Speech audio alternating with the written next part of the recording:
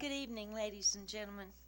Welcome to the April 6, 2015 regular scheduled Board of Commissioner meeting.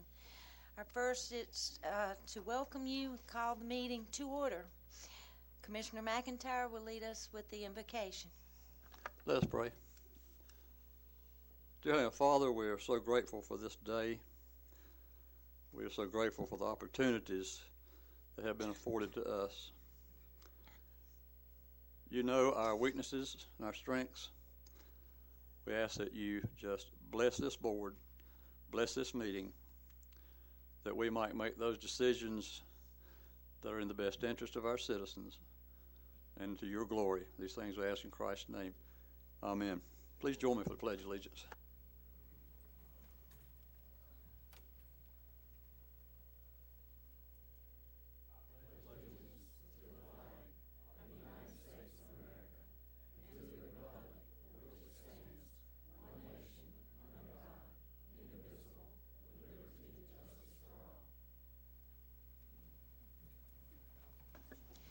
Thank you, Commissioner McIntyre. Next is the approval or any adjustments to the agenda. Madam Chair, I'd like to add one item, be item 4. We need to go into Greater Baden Water Sewer District meeting. I'd like to add that to the agenda. Are there any other adjustments to the agenda? Make a motion to approve as amended. A motion to approve as amended. Is there a second to the motion? Second. A second to the motion. All those in favor say aye. Aye. All those opposed say no. Motion carries 7-0. The first order of business tonight is Sheriff George Burris. Would you please come forward?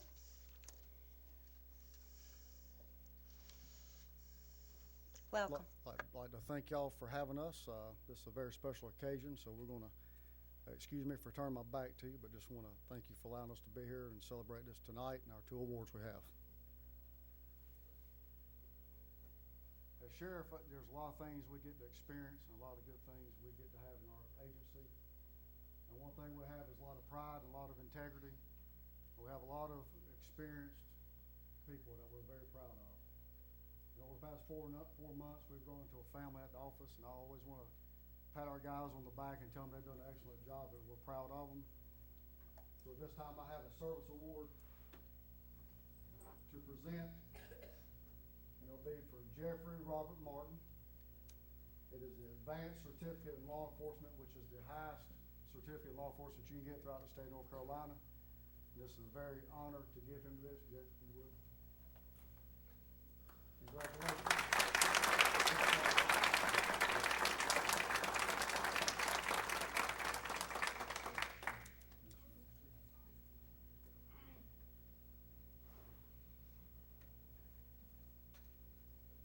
This next award is something that's very, very special. It is an honor to present this award to this individual. This man has 26 years of experience with the Stein County Sheriff's Office. It's an honor to be the 6th sheriff he's worked for, and I consider him a friend. And it means a lot for me to be able to present this State of North Carolina award to Daryl Lewis Burgess. Captain, if you'll come up.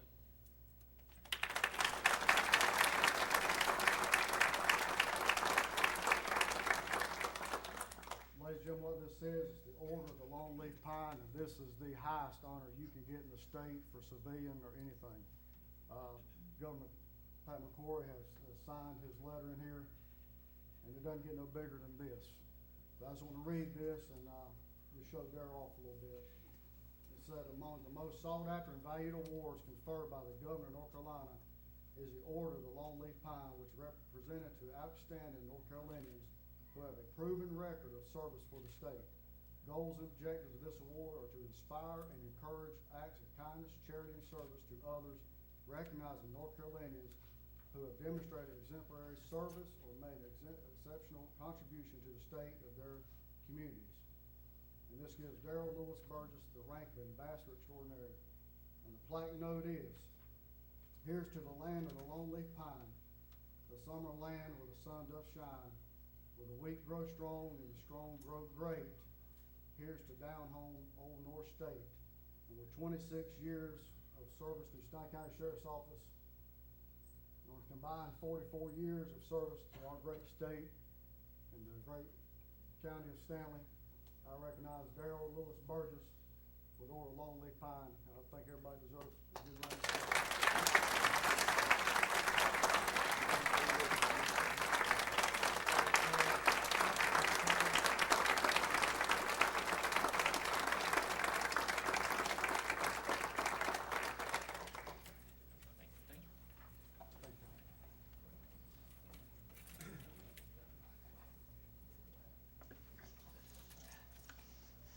Our next order of business is the appointment to the Nursing Home Community Advisory Committee, and our presenter is the County Manager, Andy Lucas.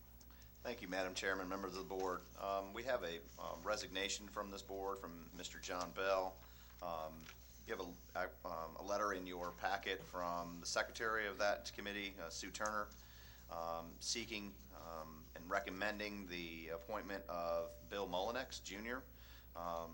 And certainly Bill has some experience in that area from his career with Bethany Woods. So we didn't have any other names, I don't believe, for consideration in our records for this appointment. So with that, I'd answer any questions, but I would let the recommendation from the committee and Ms. Turner stand. Madam Chair, Commissioner Ishida. before I make a motion, I would just like to thank Mr. Bell for serving on the Nursing Home Advisory Board, and I appreciate him coming. He comes to almost every meeting we have here, and he's also serves on the Library Board, so I do appreciate your community involvement, and thank you for serving. And I would like to make a motion that we put Mr. Mullinex on the board as his replacement. Thank you, Commissioner Ishida. Is there a second to the motion? I'd like to second that motion that Bill Mullinex Jr. be put on that committee. We have a second to the motion. Any discussion? All those in favor say aye. All those opposed say no. The motion carries 7-0. Madam Chair, can we take just a short recess? I'd like the commissioners at least to shake Darrell's hand before he gets gone. He may want to leave before this meeting's over. We normally do that, but in order of Longleaf Pine. Commissioner Dennis, I think that is absolutely appropriate, and I would like to also shake his hand. We're in a short recess.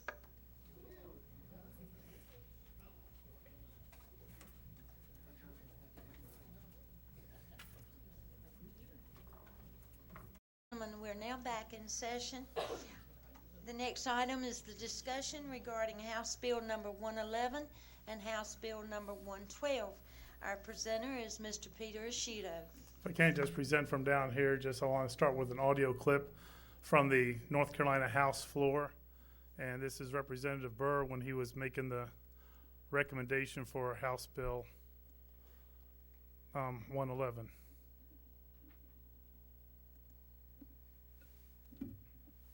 School, which has been around for a long time in Stanley County, and I hope continues to grow.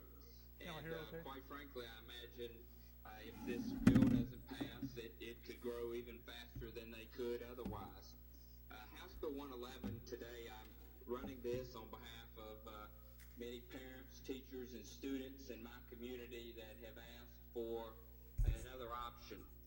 We have a school board that was elected, none of which campaigned on shutting down our schools, closing 5 schools in Stanley County.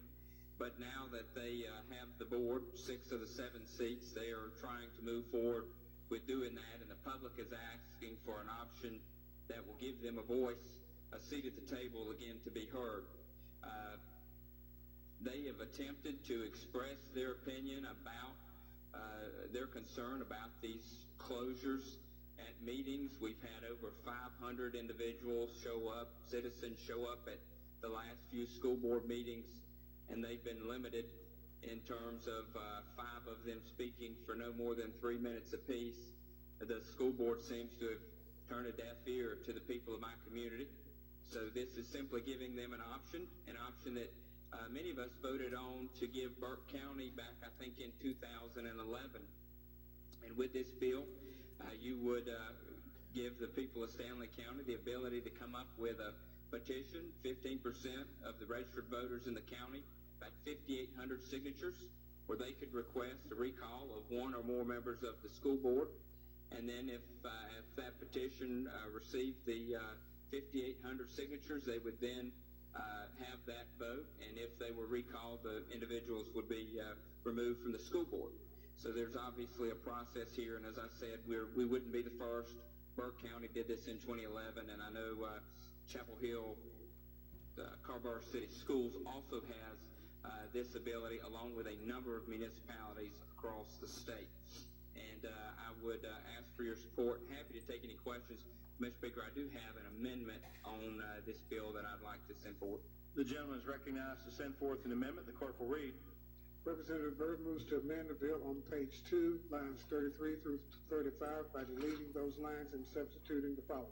The gentleman from Stanley has the floor to explain the amendment. Thank you, Mr. Speaker. This amendment is simply clarifying if a member of the school board is recalled under this provision, that filling that vacancy would be done by our Board of County Commissioners in Stanley County, and they give them that ability. That addresses a number of concerns, potentially if a majority of the school board were to be recalled, or if you only had 2 or 3 recalled, and then the other members just appointed someone back in their place that tended to agree with shutting down schools. So this gives the ability to have a third party make that decision, and certainly the county commissioners are qualified. So I would ask for your support.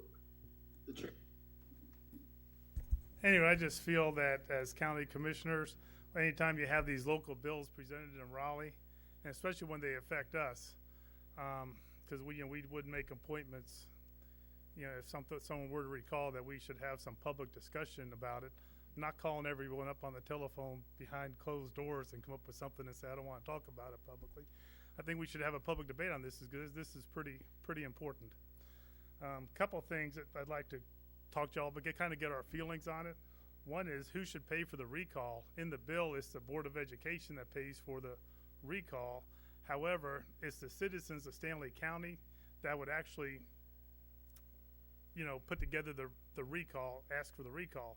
So perhaps, just a thought, what y'all thoughts are, should perhaps maybe we ask for a change around to have the county tax dollars pay for it rather than the Board of Education monies pay for it. That's just something to consider. Another one is with the concept of recalls. If you're good for a concept of recalls, shouldn't we maybe send an amendment, ask for an amendment with the Senate to put ourselves, county commissioners, up for recall election, to put the sheriff up for recall election, to put the clerk of courts, and put all elected officials in the county up for a recall? I mean, that just seems like it's only fair. It seems like this bill was put together just to prevent the closing of schools. I mean, that seems like the only roundabout way of doing it. And a lot of times that's just bad legislation when you try to do it for reasons like that instead of the concept. So I just wanted to see what feedback y'all have, if we want to do anything, do nothing, or just let it go as is. So I don't know if anyone else has any comments. Does anyone have any comments or any questions? I would have just a few maybe, and I'll try not to ramble, but the issue about us asking for recall of the sheriff and so forth, we're not calling for recall of anybody now. It's the citizens. So any citizens wanted to recall our sheriff or clerk, all they have to do is to go to the representative, and if he feels strongly after contacting folks, then that's their prerogative. So everybody's on recall. Governor of Wisconsin, Scott Walker, got recalled and won his re-election. So just a point there. And Representative Byrd is doing the will of the people. He has as much in touch with the folks of Stanley County as we commissioners do. So he's listening and doing the will of the people. And I think that we're talking about who pays. It's going to be county tax dollars one way or the other, whether the Board of Education pays out of their funds, which might be ours anyway. But I'd just say that we, personally, I think we just need to leave it alone and let it go. Thank you. Commissioner Ishida, is there anything else you'd like to add? I don't know if anyone else wants to say anything, or It appears not. can I make a motion, though? Yes, sir. I'd like to make a motion that we send a resolution to Senator McGinnis and, you know, the senators to put a stop to the recall if we're not gonna, to the process for a recall, because if we're not willing to put the, then we'll have discussion. I believe the motion is to send a letter from the Board of County Commissioners to the Senate saying that we do not support a recall. Is that correct? Correct. Okay, is there a second to the motion? Appears not to be a second, Commissioner Ishida. That's okay. The motion can I make- fails. Can I make one more motion then? I think I can't allow Yes, to, sir. right?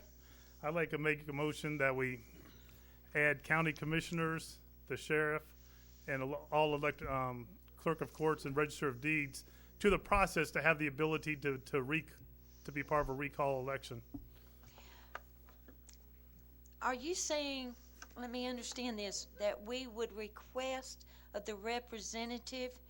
To put a process in place, so there is a process, so Well, there is that a would be a process in bill. place. A bill, well, they could also amend some of this stuff. They do that all the time. Well, this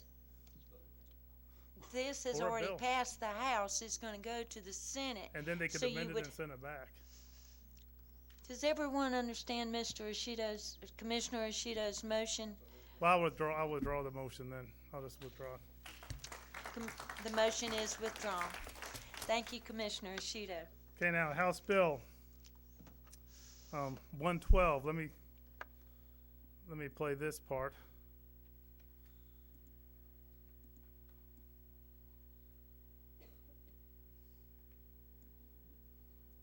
Debate the bill. Thank you, Mr. Speaker. I think the title pretty much says it all, and this is identical to the bill Representative West ran earlier. It's simply making the school board of Stanley County a partisan school board, and would ask for your vote. Further discussion, further debate. For what purpose does the gentleman from Durham, Representative Lukey, rise? If Representative Burr would yield for a question. Does the gentleman from Stanley yield to the gentleman from Durham? I yield. He yields. Representative Burr, you said it simply changes things from nonpartisan to partisan. And my question is, what's the benefit of doing that? What about all the unaffiliated citizens out there who might want to run and don't see themselves as either Democrat or Republican? They can go through the same process that other individuals, including Representative Jones and others, have gone through to run for state house or county commissioner or any other. This bill, quite frankly, is simply changing the election method in Stanley County back to the way that it was before the General Assembly made it nonpartisan back in the 60s. So we're going back to the way that it was for a longer period of time than it had been since the Democratic-controlled General Assembly before they changed it in the 60s. Follow-up. Does the gentleman from Stanley yield to an additional question from the gentleman from Durham? I yield. He yields. Are you aware that the fastest growing group by far in our state is unaffiliated voters? Sure. I guess I'll speak on the bill. The gentleman from Durham has the floor to debate the bill. Members, I just can't see the point of this. Why are we turning something like the school board into partisan, Democrat versus Republican? There are many, many citizens who are unaffiliated who would like to run. There are many, many citizens who would say, this is not about Democrat versus Republican. This is about our children. This is about our public schools. To me, it's just moving very much in the wrong direction to make school boards partisan. They really ought to be open to all citizens and not to have to go through the many steps which Representative Jones, to his credit, did to get himself elected. But really, if we had to maintain what we have, the nonpartisan system, any citizen, regardless of party affiliation or no affiliation, can easily go down to file for office. Please vote against this bill. Thank you. For what purpose does the gentleman from Cumberland, Representative Glazier, rise? To speak briefly on the bill, Mr. Speaker. The gentleman has the floor to debate the bill. Thank you, Mr. Speaker. Just one comment. I am reminded of my good friend Representative Brawley's quote a few minutes ago on Senate Bill 20 of a good friend of his: education ought not be a partisan process. Further discussion, further debate? If not, for what purpose does the gentleman from Craven, Representative Speciale, rise? To speak on the bill. The gentleman has the floor to debate the bill. Just because the offices are partisan offices doesn't make education a partisan issue. I don't understand it. Every Democrat that runs, even in a nonpartisan election, goes to the Democrat Party headquarters and garners support. Every Republican that runs goes to the Republican meetings and party and everything to get Republican support. So let's not pretend that these really are nonpartisan offices. Let's just put them back the way they're supposed to be. They run as partisans. They say, I believe in this or I don't believe in that. And so it lets people know where they stand. You do realize, I hope everybody here, the gentleman that just spoke about the unaffiliated, I hope you realize that every unaffiliated that goes to vote is going to vote either for a Republican or a Democrat when he goes to vote. Thank you. For what purpose does the gentleman from Guilford, Representative Johnson, rise? Just wanted to ask the bill sponsor a question. Does the gentleman from Stanley yield to the gentleman from Guilford? I do. He yields. Just wanted to make sure I heard this right. You said you wanted to go back to the 60s. You said something about the 60s. I might have been asleep. But you said something regarding this is how it was done in the 60s. I could have swore I heard you say that. Yes, sir. What I'm saying is that up until the late 60s, I believe there was a legislation in 69 and then in 71 where they made changes to, where the state made statewide changes to how school boards were elected, the election methods. And we are simply going back to having a partisan election, which is what we had before then. I believe in the 60s, it was changed to push more of them to move towards nonpartisan and then hold the election in the primary to give one party an advantage over the other in the election. So this, in my opinion, is simply writing something that was done to give a party an advantage over another. And this way we're both on a level playing field again. And as Representative Speciale mentioned, everybody knows where you stand when you're running for a partisan office, and it makes it a little bit easier for them to have an idea of who they want to vote for. Do you remember how things were back in the 60s? Does the gentleman wish to ask a second question? And does the gentleman from Stanley yield for a second question? I do. He yields? Do you remember how things were back in the 60s? Hopefully, I haven't been here long enough for me to appear that I'm old enough to have been around in the 60s, but I wasn't alive then. Thank you. I don't know about y'all, but I don't want to go back to the 60s with school boards when the time when racism was rampant. And that was a big time of civil rights and desegregation and stuff like that. I just don't want to go back to that time. I'd rather move forward. And like the one gentleman said, talked about how the unaffiliated voters are growing in North Carolina and in Stanley County. Since 2004, the Democrats have picked up in the state of North Carolina 217,799 registered voters. The Republicans, 180,976 voters.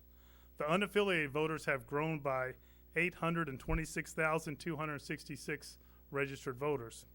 In Stanley County, the Democrats have lost 945 voters. The Stanley County Republicans have picked up 1,876 registered voters. Unaffiliated voters have grown by 3,728 registered voters. And also, going back to 2004, I couldn't get the stats back to the 60s. I tried, but otherwise I'd go back to the stats in the 60s. It's another interesting one I found. In 2004, 2 counties in North Carolina had more unaffiliated voters than Democrats, and 3 counties had more unaffiliated voters than Republicans. Today, there are 16 counties in North Carolina that have more unaffiliated voters than Democrats, and there's 31 counties that have more unaffiliated voters than Republicans.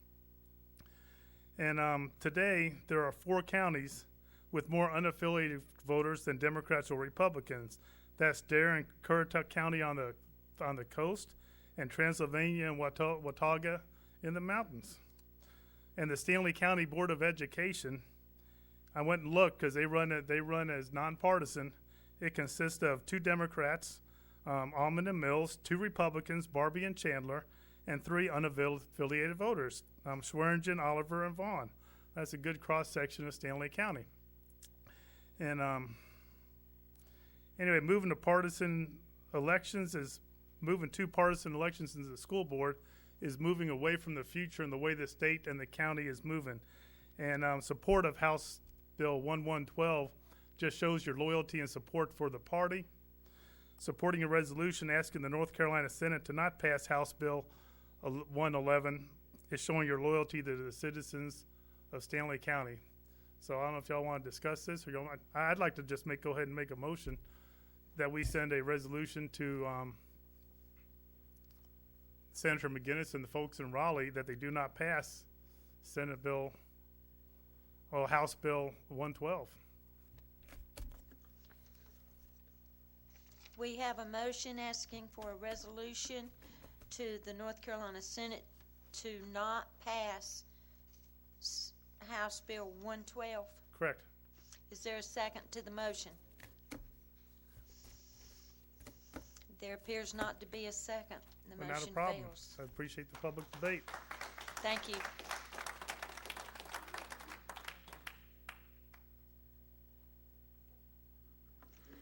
Our next item is discussion of the Greater Baden Water and Sewer District. Madam Chair, I'd like to make a motion that we recess our regular meeting and go into the Greater Baden Water and Sewer District meeting. We have a motion and a second. All those in favor say aye. All those opposed say no. The motion carries 7-0. We are now in the Greater Baden Water and Sewer District meeting. Our presenter is Ms. Donna Davis. Welcome, Ms. Davis. Thank you. Good evening, Madam Chairman and Commissioners. I have for you this evening 2 resolutions associated with the project for the rehabilitation of the water system in the Greater Baden Water and Sewer District. These are both resolutions with respect to the funding that's provided by the USDA. As a course of the funding that is provided, approximately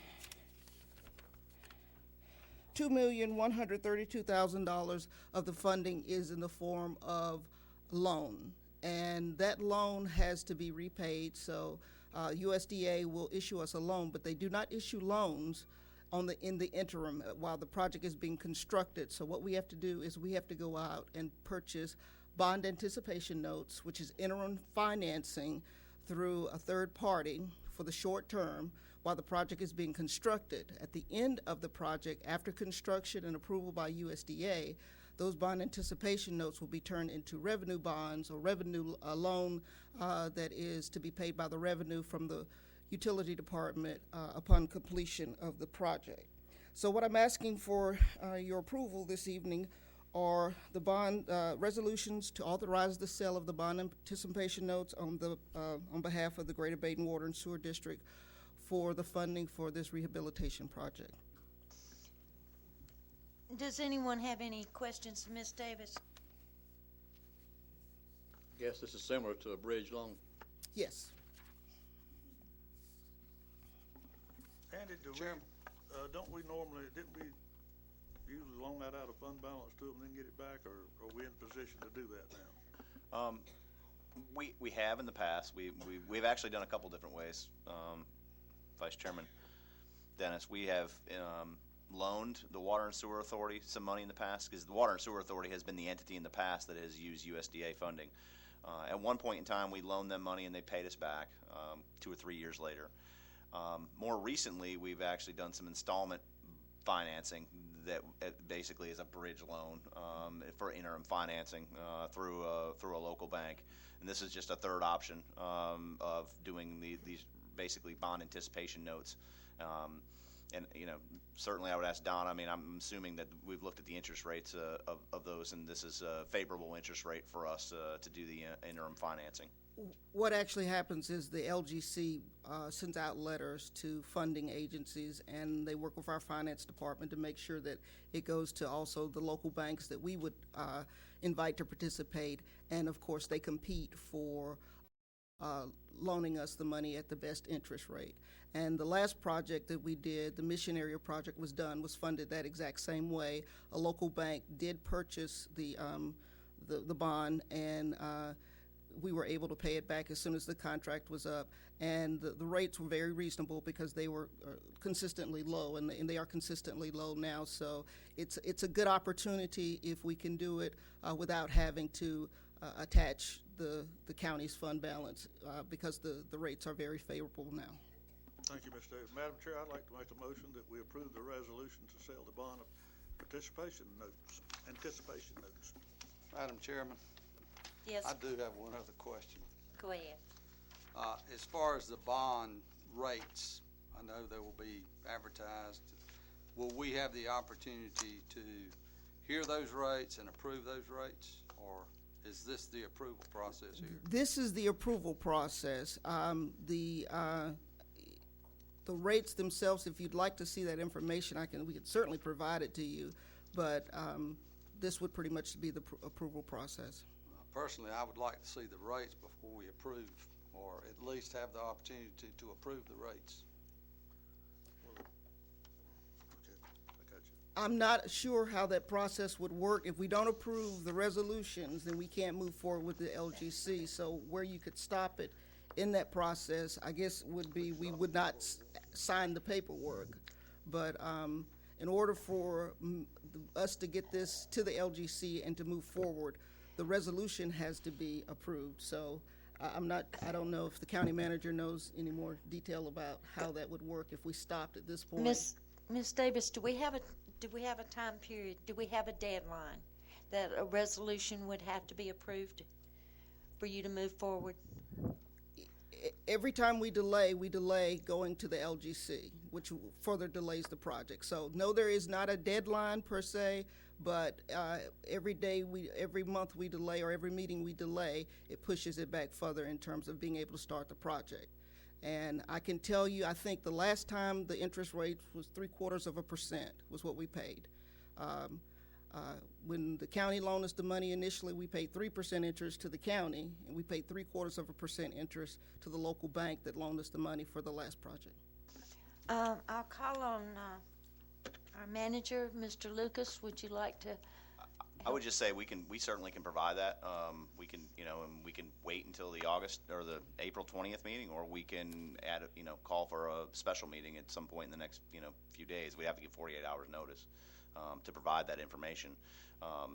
In some respects, I don't know if they would know until the banks bid on the rates. We wouldn't know what those interest rates are. So it'll probably be at least the April 20th meeting. It may be the May meeting before you would have that interest rate information, because you'd have to wait until the banks respond to the bidding price for the bonds, which certainly we can do that. That's not, it obviously keeps us from doing the project or getting the contractor started, but if the board feels more comfortable doing that, that's certainly not an issue. It just pushes the project back roughly 30 days. This is a question more than a comment. Do we not normally get rates on projects before we submit them to the LGC? We typically do. Usually the LGC is going to do it. The LGC is not going to approve this per se until they actually get the rate, and so we're approving the resolution, and then once the rate is established, then it'll go to the LGC, and so the LGC is not going to take action until they know what the rate is. So at that point, we approve this resolution, and the rates come back, and we don't like them. Can we back out of the deal?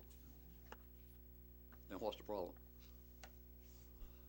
I'm going to tell you, generally the finance director takes care of that portion, so I'm not sure, but certainly that's something we can ask, or that's a question we can have asked.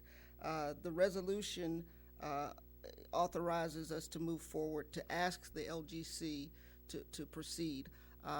They're going to be meeting on this week to to do an initial process and to send out the letters. The next meeting will be in May. So, but we can get that information and to find out if it's not approved, or if we sign the letter for approval or the resolutions, at what point could we back out if we don't like the interest rates. And again, generally, the reason you go to this process is because we have gotten interest information, or go through the USDA funding prior to getting to this point. At the initiation of the project, we go to banks and ask them for what they would be willing to loan us the money, what rate and what term they'd be able to loan us the money for the overall project. And generally, that number came in at about 4% for 20 years, which the USDA offers us about 4% for 40 years, so it's a longer term. And again, at this point, this is interim financing which would last for the life of the construction project, so we're talking about 18 months. Madam Chairman, I'd like to second Vice Chairman Dennis's motion. We have a motion and a second to approve the resolution to sell the bond anticipation notes. All those in favor say aye. All those opposed say no. Motion carries 6-1. Thank you, Ms. Davis. Thank you.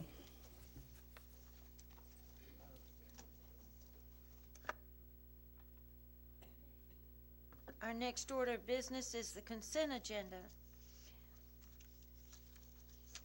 Make a motion to approve as presented. We have a motion by I just went blank. Commissioner McIntyre, and a second by Commissioner Dennis. All those in favor say aye. All those opposed, no.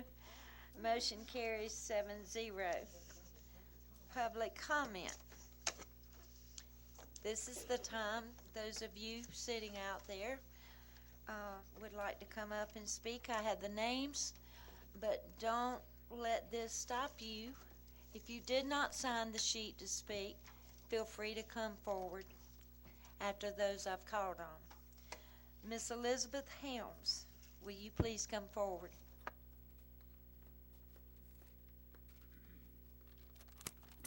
Madam Chair, Commissioners, thank you for giving me the opportunity to speak tonight. I'm Elizabeth Helms. I'm from Oakboro, and I have 2 children enrolled in Oakboro Elementary. I wanted to speak tonight first to thank those of you who do support our efforts to keep our community schools open, and to encourage you to pass a resolution in opposition of Plan A and Plan B currently proposed by our school board. I believe there has been enough opposition to these plans to make our school board realize that this is not what our county needs or wants. However, they continue to push forward despite our efforts. This is why I fully support Justin Burr and Bill 111 and 112. We deserve to have a school board that will listen to the citizens. I realize that we just held an election in November, but anyone who assumes that that outcome reflects the citizens' opinions on these plans is out of touch with our communities and out of touch with our county. The change and better education that the newest school board members campaigned with never publicly included closing our schools. I believe our voters in this county were deceived, and school board candidates won out of dishonesty. These bills will help give citizens our voice back. It would also force future school board candidates to be more honest and transparent with their campaigns. Also, it will help assure citizens that there aren't any hidden personal agendas. These bills will play a vital role in saving our schools and our communities. I strongly urge you to all support Bills 111 and 112, just as they are without any amendments made to them. We need a school board who genuinely cares for all of our children and all of our county, and we need it now. Any board members who see our children as nothing more than dollar signs and capacity numbers do not deserve to serve our schools, and most importantly, they don't deserve to make decisions for our children. Thank you for your time, and thank you again for those who have taken a stand for our children, our schools, and our communities. Thank you.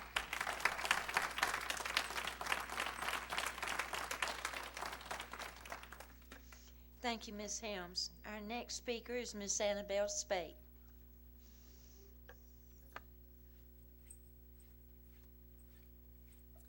Madam Chairman and County Commissioners, my name is Annabelle Spate. I too am from that end of the county, but I'm from Red Cross, North Carolina now, so I have to put in a plug for our little town. I have two things I want to mention, and I'm not sure that this is something that you could answer at this time, but I have a question. And I wanted to know, does the school board have to make a decision about Plan A and Plan B before the commissioners can put any kind of pressure on them or come up with saying, I know at one time y'all threw out the fact that y'all could, possibly help do a tax or something to do it. Does the school board have to pass this A or B before y'all can make that decision to do something? Is that something you could answer? That was just a question.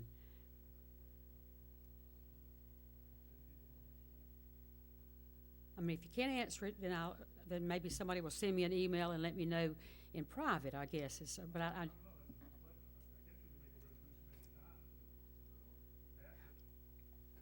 the reason I'm asking this, I got an email from someone, and it said that when y'all made that comment, I was at the meetings, and you've probably seen my face at a lot of meetings, but at that meeting, when y'all said something about, you could help with get the school, you did want the schools closed, that the commissioners could help save the schools, get the schools fixed up, and if necessary, then come up and also do a tax. Okay. I think we did talk about a 1/4 cent sales tax. Sales that we tax, used for right, that, and right. I think that was talked in our retreat. In our retreat too. Okay, With Dr. Griffin was up there. Okay, and We it was did brought talk out at about one of that. y'all's meetings. We certainly did. I'm not good with dates, but it's one of the meetings that y'all And brought I'm that just out. one commissioner, but I don't know either. We don't have to wait on anything. I mean, Okay.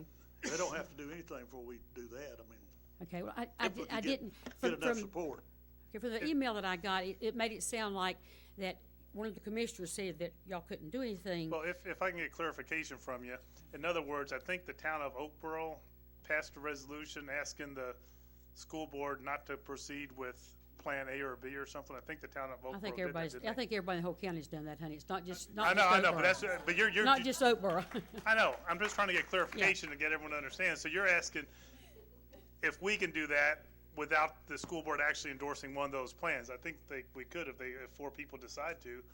They can support that resolution if 4 people can. I'm not decide much to. interested in a resolution. Well, I'm that's interested what you in some asked. action. That's what you asked earlier. Yeah, but not. I mean, I wasn't asking for a resolution. I was just asking if y'all could do anything, and you're saying a resolution is something you could do, but not actually make any kind of commitment to the board or anything, saying, hey, look, we don't want schools closed. We're willing to do this and this and this, kind of like y'all said at that other meeting, but then they said that wasn't really a factual thing. Ms. Spate, this is our public comment section, and if I may suggest that Commissioner Shuto and you have this conversation, I don't believe any of the other commissioners are jumping in to anticipate, and I don't think it's really the response for our our county attorney, but the two of you make these exchanges, and then Mr. Ashuto, Commissioner Ashuto, can come back and report to the board. Okay, well, sure. If that's okay with you. Yeah, that's fine. Okay, the second thing I wanted to ask, also, just as a statement, this is not another one of those hard questions you can't answer. I just want to ask the county commissioners to do all that you can to make sure that our community schools are kept open. And I know you've heard comments so much about it. I've been in public education. I was in public education for 30 years. I was a teacher, taught with some in the areas some of you were in and worked with some of you. I'm really scared and worried about the public schools if this happens, if they go through with Plan A or Plan B. Most of you know that I'm a busybody. I'm out in the community all the time. I know what's going on. I'm talking to people, and people call me that shouldn't call me and all that kind of stuff. But what I'm hearing from the general public is I'm going out to get my child enrolled in Carolina Christian School. I'm going to King's Academy. I'm going to private school, even out of the county, because my child's not going to be driving 20 miles on a crooked old road going to a school. My child's not going to be coming from South Stanley on that same old crooked road that all these little kids are going from Oakboro down to Aquadale on that old crooked road that has all the, going out to Stanfield on that little old crooked road out to Stanfield. They're very disturbed about what's going to happen, and they're going to pull their kids out of the public schools. And I know, and I love public schools. I'm not one to say that I think, I just think our public schools should be offering and doing what we should, and I think our board should be getting the message that that's what we want. We want to better what we've got. Don't tear apart what we've already got and to trying to do something different. And I just feel like that our public schools are going to suffer if this happens, because people are going to homeschool. They're talking homeschooling, and I know a lot of applications have already gone in for home. And I don't want to see that happen. When our numbers, because what's going to happen, our numbers in our schools are going to drop down, and then that means the school board's going to have to close another school so that we can have money to put here or there for these special programs or for magnet schools or whatever. And, we'll end up closing half the schools. So anyway, that's just a comment. Thank you for your time.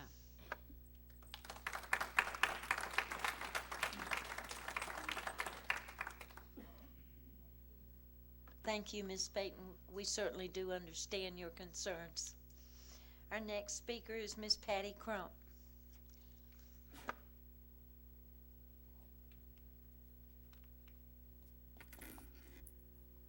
Madam Chair Louder, Commissioners, thank you for the opportunity to speak with you. My name is Patty Crump, and I'm here this evening as an active member of the ACES Leadership Coalition.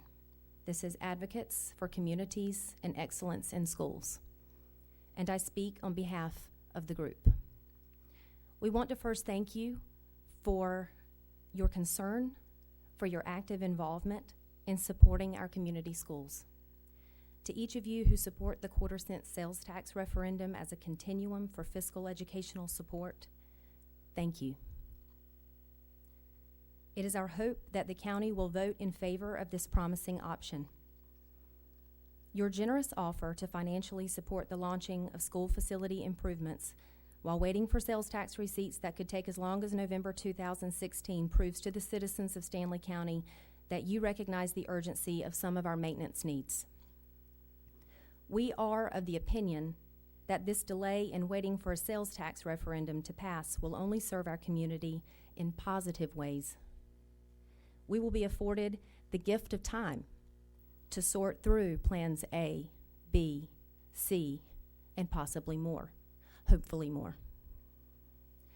Instead of a board acting rashly out of fear that a new board will replace the current board and the pre-election plans A and B could be scrapped, our afforded time would serve us well to form committees that represent a diverse group of parents, a diverse group of educators, a diverse group of business leaders, and a diverse group of concerned citizens. For a board to act out of fear, or out of obstinacy, or out of sheer power, in our collective opinion, is nothing more than foolishness. And it is our hope that we will not see any of that at next week's Board of Education meeting. It is our hope that we will see a board willing to concede with, I dare say, the majority of this community. We are quite frankly shocked by the board's seemingly lack of interest in your offers. With Representative Justin Burr's tireless efforts to give the voices back to the community of Stanley County, it is our hope that Bills 111 and 112 will pass. Unfortunate as it is that our citizens would have to be put in such a situation, We are grateful for government leaders that recognize the dangers of deceptive agendas hidden from ill-informed voters. Again, we thank you for your time. We thank you for your interest, and we thank you for fulfilling your duties in support of our community schools.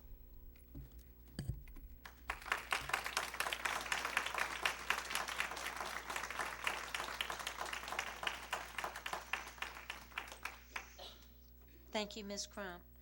Our next speaker is Catherine Laws.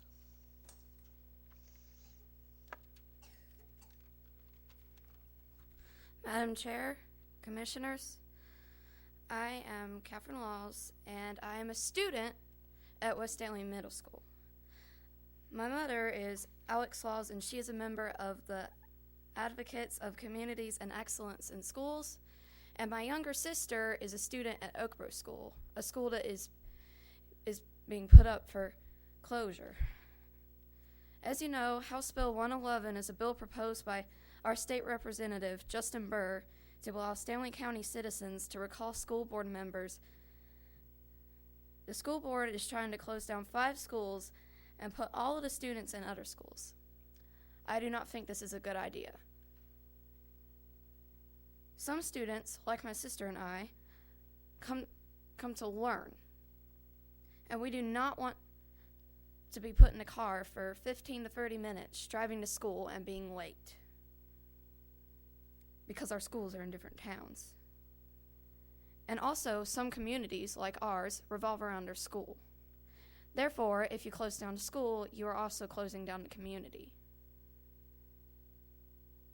I support House Bill 111 to the fullest because the school board members are not making good decisions for our schools and communities, and I feel as if some other people in particular could take their place.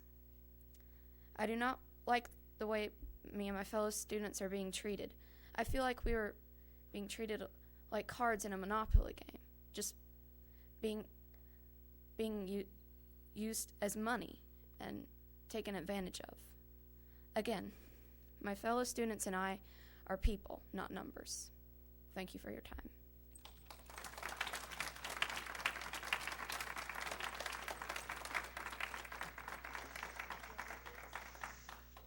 Ms. Laws, we not only know your name now, but we have a pretty face to put with it, too.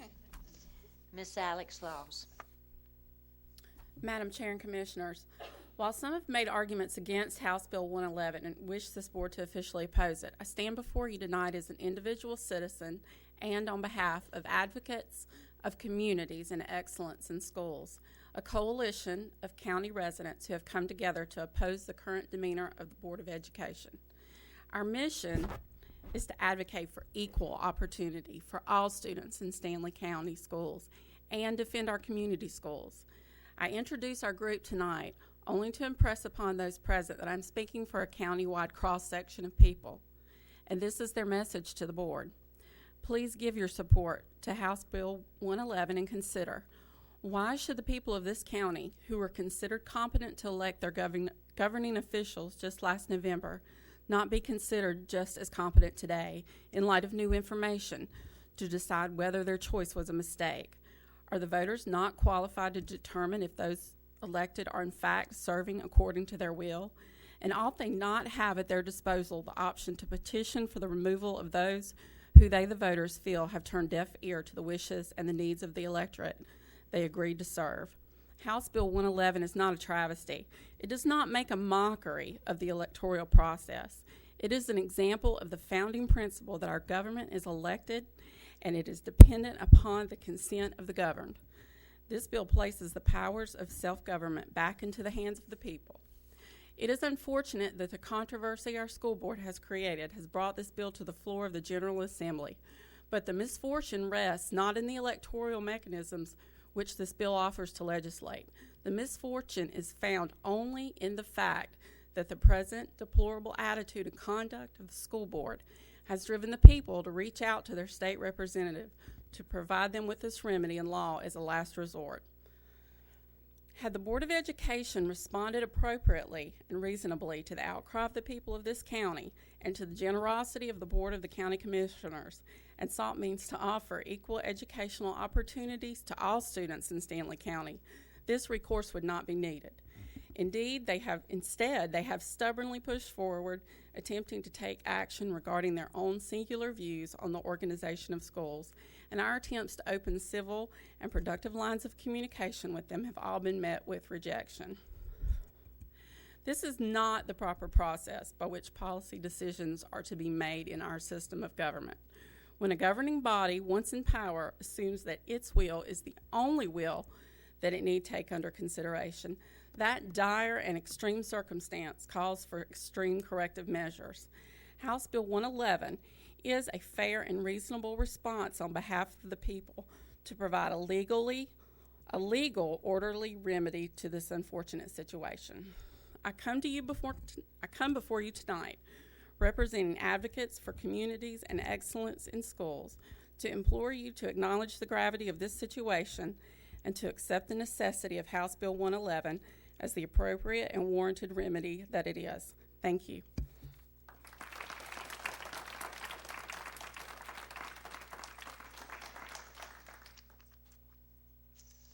Thank you, Ms. Laws.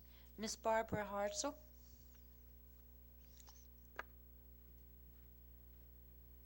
Hi, I'm Barbara Hartzell, Madam Chair, Commissioners. I just want to say I support Justin Burr's Bill 111 and 112. Thank you. Thank you, Ms. Hartzell.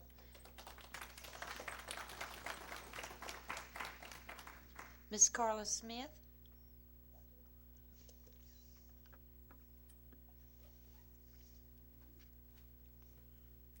Thank you for letting me speak today. I'm just here to thank you for supporting Stanley County Schools. I feel like coming here to meet with y'all is the closest we get to any help, unlike going to school board meetings. So I just wanted to thank you for supporting us. I hope you continue to support us in any way you can. Thank you.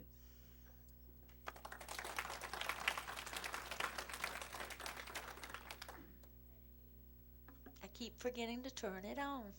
Thank you, Ms. Smith. Ms. Melissa Parker.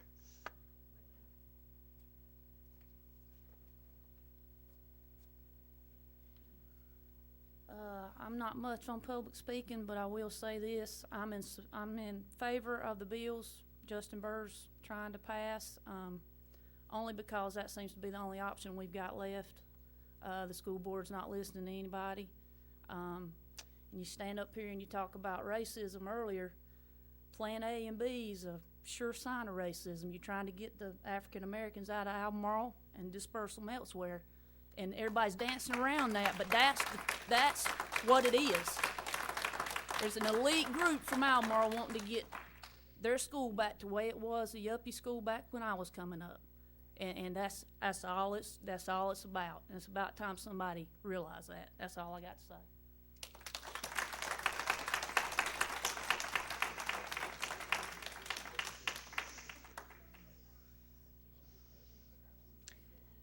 Thank you, Ms. Parker. Mr. Melvin Poole. 3 minutes. Clock's running. 3 minutes. I think 2.5. I believe we'll show you the same courtesy we've shown others. Thank you, Madam Chair and Board of Commissioners. Been out of circulation for a while. I've been catching up on some grandbaby time down in Georgia. I made a couple of trips down the road. I would like to, this is belated thanks for you throwing the lifeline out to the school board on the quarter-cent sales tax. The only conceivable reason I think for them not being willing to take you up on it is I think they think that it might actually pass and it would not allow them to continue with the plan they've got on the table at this point. And I also like to thank you for the inaction you took tonight on the legislative process. I'm sure with seven of you sitting there, you have different ranges of feelings about what's going on. But I appreciate you allowing the representative to do his job. And I think it's very clear he represents the same citizens that you folks do, so he's just fulfilling his job as a representative. And seems like Mr. Shuto has a lot of concern with him sticking his nose in local. Well, Mr. Shuto, you've been sticking your nose in the legislature's business. You've been sticking it in the school board's business. So, you know, turnabout might be fair play, but I wish what you would do is take your personal grief and argument with Mr. Burr outside this county, because all it's done is hurt this whole county with the way you continue to use your position here and certain issues to try to browbeat him into submission. Let me tell you something about the 60s.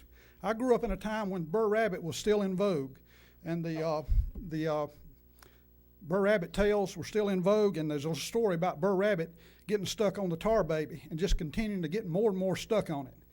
Well, you're stuck on this tar baby, and the next election you're still going to have the tar all over you.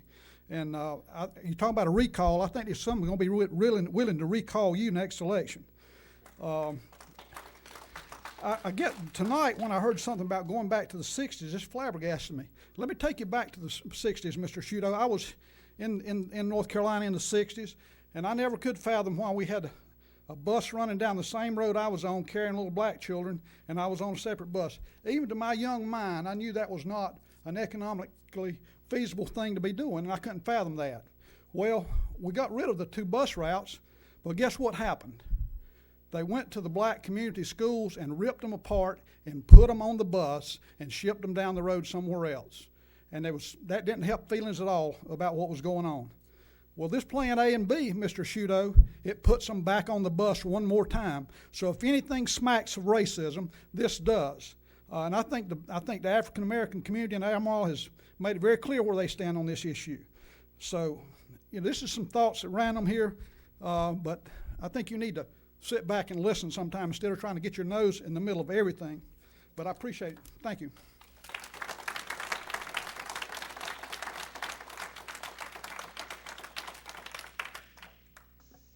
Thank you, Mr. Poole. It's now time for the commissioners' comments or any announcements or reports that they care to make, and I'll begin on my right with Commissioner Shuto. Just appreciate y'all coming out tonight and expressing your concerns. I am glad some of y'all were bringing up the money issue, because it takes at least 4 of us up here to provide the proper money for fixing the schools and funding education. So y'all need to continue with wanting money for education, you know, whether we have to cut it from somewhere else or raise taxes. But, you know, I'm all for that. And just real quick on the sales tax, I did a little research on it. And at the last election, what was interesting, of all the precincts, the only precinct that passed the sales tax was at the senior center. The Waddell Center, it was like 52 to 48. The Waddell Center, it was like 48 to 52 against. That was one of the higher ones. Most of the Albemarle area did support the sales tax for education for the radio system. The places that did the worst, there was a place out west, one of the farthest west ones, I forget if it was Eford 1 or Eford 2, they only had 30% support for the sales tax. And then also Norwood and Oakboro had one of the precincts in Norwood and Oakboro had 2 of the lowest, you know, support of the sales tax at the last election. So if that were to come up again, there's a lot of work to be done to get that to pass. And just to real quick on the library board, they're working on a presentation for us, you know, because they want to move the museum from where it's at right now over to the City Hall Annex. But thank y'all for coming out. Thank you, Commissioner Lawhon. I'd like to thank Sheriff Burris for recognizing the 2 outstanding employees that you did tonight. Also want to thank the young student, Ms. Laws, to come and speak. Took a lot of courage, and I appreciate the courage that you had. Thank you for attending, all the citizens that are here. I encourage you to continue to attend even after this school board issue is silenced and it's in the background. Please continue to be a part of county government. Thank you for being here. Commissioner Dennis. I'm not going to repeat what Bill said, but I agree with everything he said. And young lady, I appreciate you standing up. That took a lot of courage. And Sheriff, I appreciate you doing what you did for those two people we had that have been a long employee. Thank y'all all for coming. Commissioner Burleson. Madam Chair, thank you. I'd just like to recognize that our DA is in attendance. and thank Sheriff Burris for all you're doing, and give those guys a special pat on the back that we're here tonight. Thank everyone else for being here, and we represent you guys. So it is always good to hear from our constituents. That is the reason you guys put us here, and the more feedback that we hear is always good. One other thing that I would like to bring up is the current Senate Bill 369, which is, I guess, in some debate right now. I would encourage everyone to pay attention to that as it comes through the legislative process. I think there are some things that maybe need to be cleaned up. It's certainly hurting some of our local municipalities if it were to pass as is, but certainly the county could pass through some of those funds to the municipalities. But currently the sales tax formula, if it was reallocated across the state, it would bring in about $3.4 million extra to Stanley County. I think there's probably about $500,000 across the county that would hurt some of the municipalities. With Albemarle, I think, is in the range of about $350,000. So that is not a good thing, but hopefully they can work that out, and it will be for the better of Stanley County. And I think some of those funds could be used for schools. That's all I've got. Commissioner McIntyre. Thank you, Madam Chairman. I'd just like to echo everyone's comments about thank you all for coming out and being a part of your local government. Thank the sheriff for his hard work and for recognizing these gentlemen. And that's all I have. Thank you. Commissioner Eford. Last but not least, I guess, Ms. Laws, thank you for coming out and representing West Stanley Middle. Who's one of your teachers out there? Okay.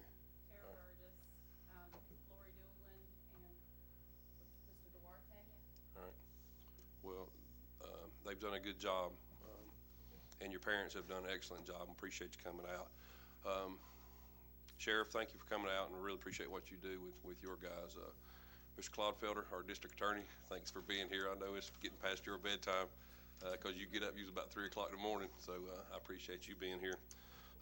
It's important, like we all said, don't stop coming to these meetings when the school board issue gets put to bed. This problem with the school board didn't happen overnight, and it's not going to be fixed overnight. So I appreciate you guys coming out and speaking your mind. Like Commissioner Burleson said, that's you guys put us here. And I'm going to leave you with a quote from Abraham Lincoln. And no, I wasn't there when he said it, but a house divided against itself cannot stand. Thank you, Madam Chair. Thank you.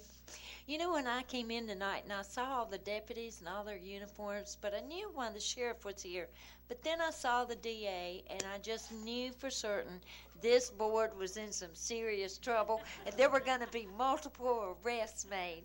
But that was not the case. I'm glad that we have had a good attendance tonight, that we have our citizens coming before us and expressing their views and opinions. It's a passionate issue with most all of us, and I hope you keep coming and stand up for what you believe in, regardless of which side you're on. Just keep standing up and help guide this board and guide other boards, and I thank you again.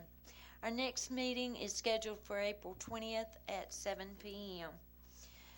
Gentlemen. Madam Chair, I move we adjourn. We have a motion to adjourn in a second. We don't need a second. We're adjourned.